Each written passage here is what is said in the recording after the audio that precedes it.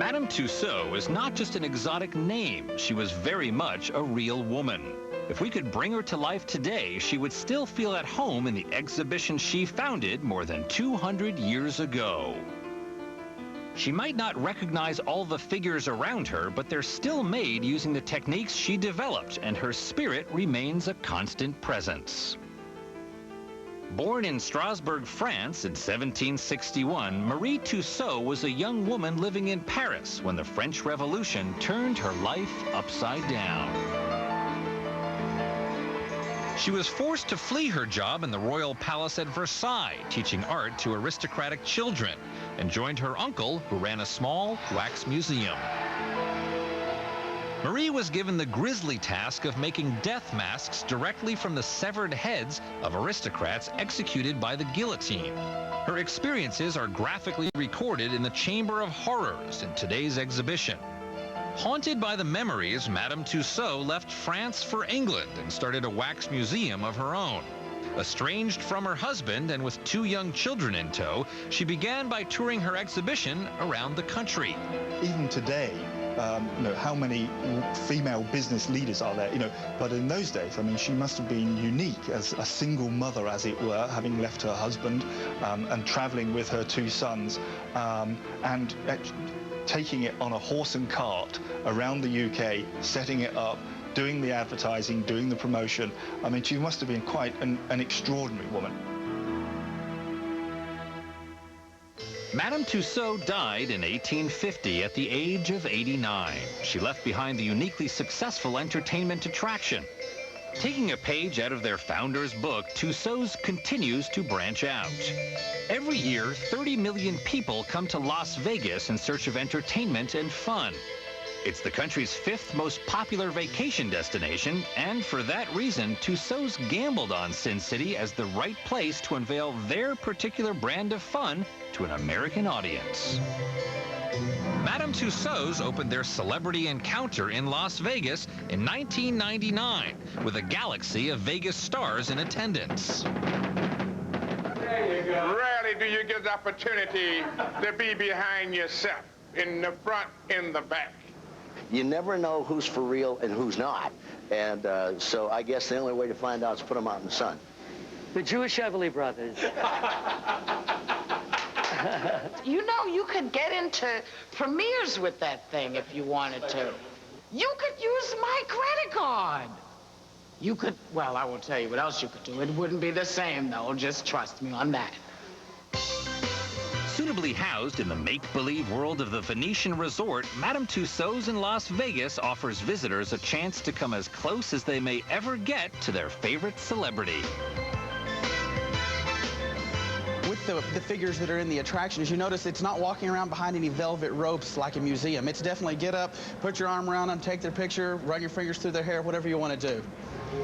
Crystal, I'm the same size as Sylvester. I could take them.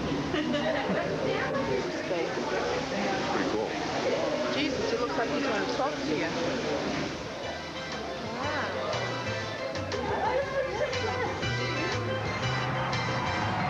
Here he comes, Muhammad Ali. What we've taken from London is the history and the quality portraiture with working with wax and brought that here. When you come through Madame Tussauds Las Vegas, you can see that it's very themed to Las Vegas. Where else can you come and see, all of these Las Vegas icons all in one room standing together? Madame Tussauds U.S. invasion has prompted a rush of new sittings with American celebrities. 1, 3, 5. The demand is huge. Not content with Vegas, Tussauds set up shop on the East Coast in 2000 with an exhibition in New York City. Well done. The new attraction on 42nd Street showcases up to 200 portraits. To whet the appetite of the public in advance of the official opening, Tussauds held a special unveiling for the city.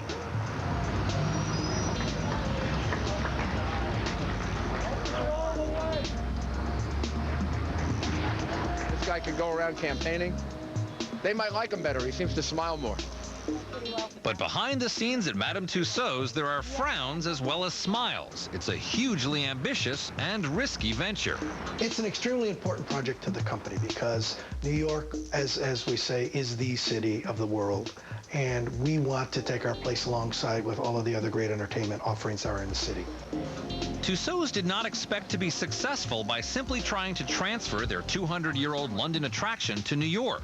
Right from the drawing board, they have worked on a different strategy aimed at keeping the quality of the product, but molding it to the new environment. We want to become part of the fabric of the community. We want to take on the face of the place, if you will. This is not about creating a franchise. This is about taking a brand, a well-established brand, that represents quality and history and heritage and fun, and bringing that to a city, in this case New York, and making New York a piece of that experience. We think if we can establish ourselves and be looked on from New Yorkers, hopefully someday as they look on Radio City Music Hall or the Macy's Parade and say, you have to go to Tussauds when you come here, then we think we've succeeded. New York is where the Michelle Kwan figure is on display. Shown here, the original clay sculpture is locked inside this plaster piece mold. When the plaster is set, the molder removes the individual sections one by one and reassembles them.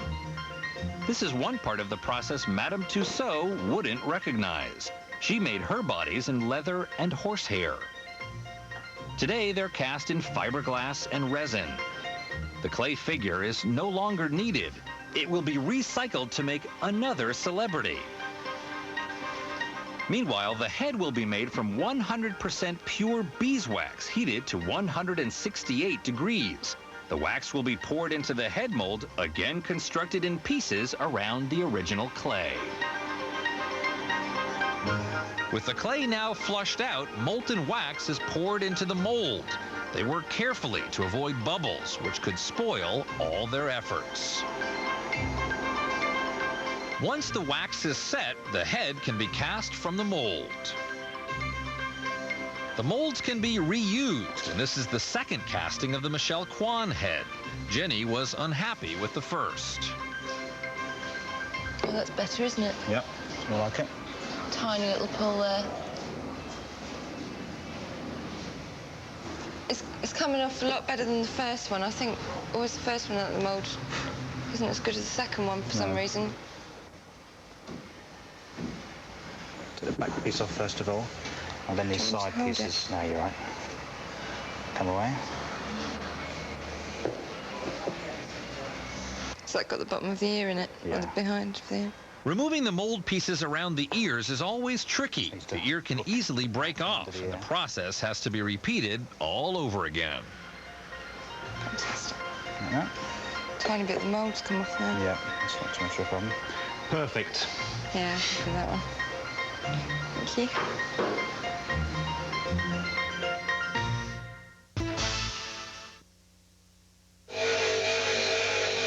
At this stage, Michelle Kwan's body is in pieces all over Madame Tussauds studios. Lisa Partridge is making her eyes.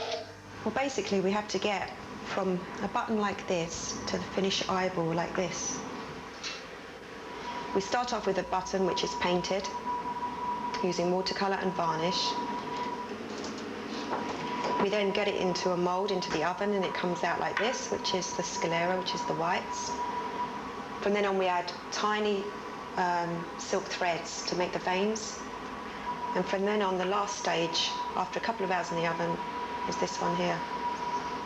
Well, we find the eyes are the first thing that people look at when they're looking at the portrait. If the eyes aren't right, it's just not the person. The most important way to make the eyes seem alive is to really, really polish them so they are glinting and shining and they look perfect. No one has dull eyes. After the eyes comes the hair. Tussauds never uses wigs on their portraits. They use real human hair, inserted strand by strand.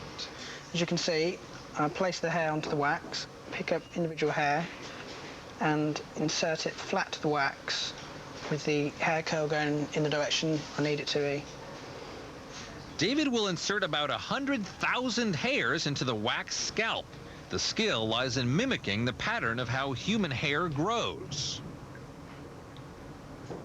I've been working on this now for approximately 2.5 weeks. Most of that time was spent on the hairline, because she's got quite a distinctive hairline, sweeping effects, real fine hairs. And once I've done that, I'll spend the rest of the day working on this area here to finish the hairline off. And then I'll work on the back of the head, which I'll work out where the crown's going to go, the direction of the hair to the crown. And it will probably take another week. Last of all is the coloring, when fine oil paints are added to the wax to imitate human skin. The portrait is finally finished and can now be unveiled. But what will the real Michelle Kwan make of it? I can't wait to see it.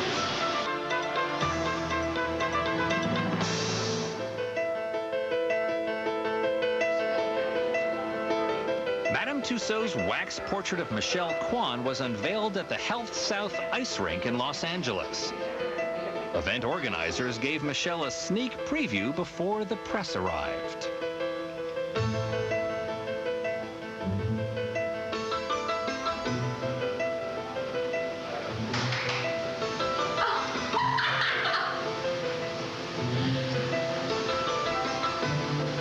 That is so great. My family's gonna freak when they see this. That's so amazing. How did they get the hair there?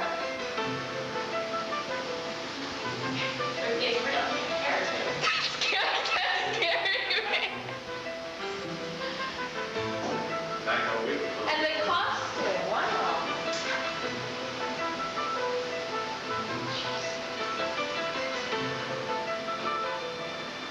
It looks like she's gonna move. She's gonna blink. What do you think? And my birthmark.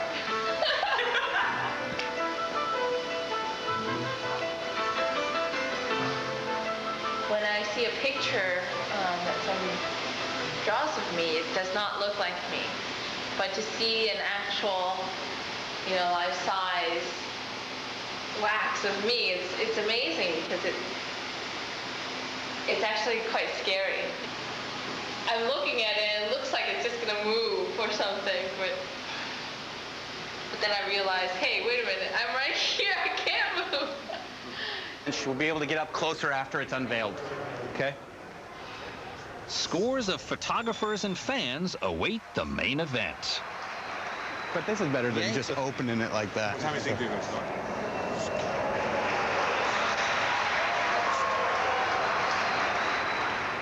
Be fun to see them next to each other, and when this is unveiled on the ice, it's going to be fun if you ask someone, which one's Michelle? Which one's the real Michelle? I hope they get it right.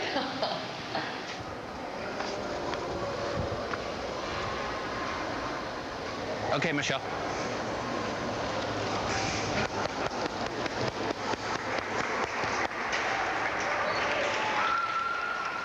The presentation is quite impressive. Michelle's pleased, as are the fans. She's great, too. She has a wonderful... And most importantly, Michelle's mom is happy with how everything turned out.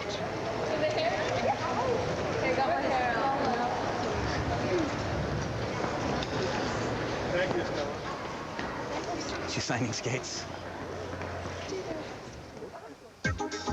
Madame Tussaud scored big with Michelle Kwan's wax figure, another feather in the cap of the U.S. museums. Back in London at the original Madame Tussauds, the final experience for visitors is a ride in a London taxi.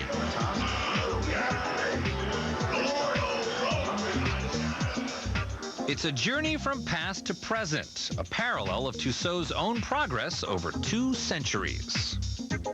We're very much in the business of wax, and it's, I think, our intention to stay in the business of wax as long as people have their fascination with fame, and as long as they're still wanting to come and see famous people, they're still wanting to come and measure up against them, it's still our pleasure to produce them and show them and let them have that experience.